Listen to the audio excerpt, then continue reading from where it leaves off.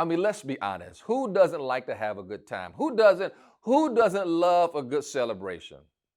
Because on Palm Sunday, that's exactly what they were doing. They were having the time of their lives. I mean, they lined the road with palm branches to signify Jesus as their military savior.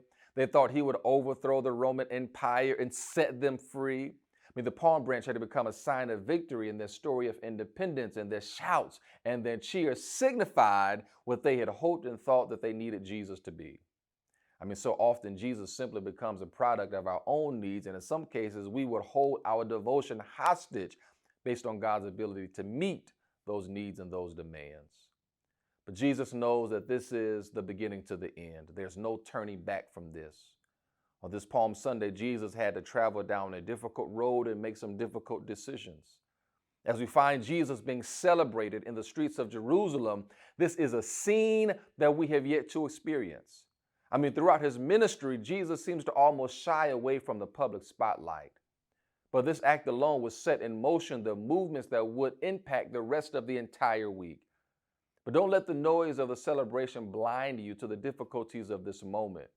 I mean, it's easy to become infatuated with the presence of the crowds without seeing the truth behind the difficulties of the road and the decisions. I mean, one could suggest that living God's will for your life is often accompanied by difficult decisions and difficult roads, because somewhere along your own journey, you realize that being faithful was not for the faint at heart.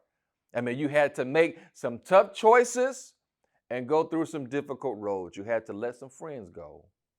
You had to make some lifestyle changes. You had to do some things that you've never tried before. You had to trust God in some areas that you've never had to. I mean, it was difficult letting go. It was difficult saying no to family. It was difficult when you saw other people better off. It was difficult when it didn't happen right away. It's hard to imagine because on the outside looking in, it seems like a road of celebration.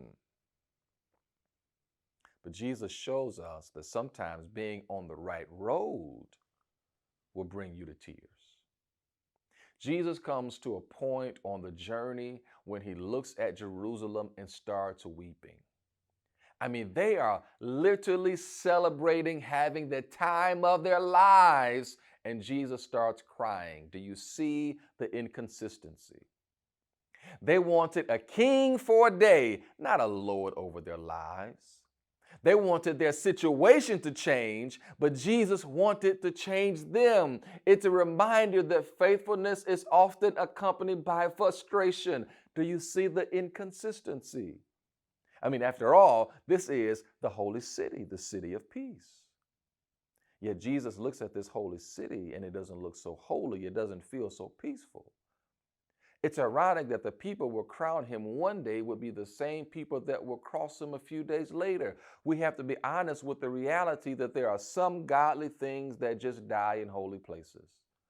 I mean, what should have been a birthing place for love and compassion and grace, forgiveness, understanding, and mercy became a graveyard for that which was supposed to be life-giving.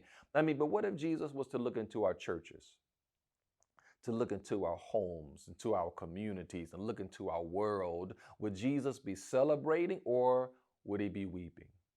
I mean, you can tell a lot about what someone cares about by what they cry about. So here's the good news. The good news is that Christ still cares. The good news is that Christ still weeps. The good news is that even when he had every reason to hold back those tears, we serve a God that still cares. In spite of the fact that Judas would betray him for 30 pieces of silver, in spite of Peter's willingness to disown him, in spite of being misunderstood, being handed over, being frustrated, disappointed, and let down, Jesus still cared. And there's good news for somebody today on this Palm Sunday, or as you celebrate Palm Sunday, because Jesus still cares about the thing that you're praying about. Jesus still cares about the job situation, the relationship, the thing that we can't talk about in public. We don't know how it all's going to come together, but Jesus still cares. So throughout this Holy Week, understand this and be encouraged by this, that everything that Jesus is going to do, give his life, shed his tears is because Jesus cares about you.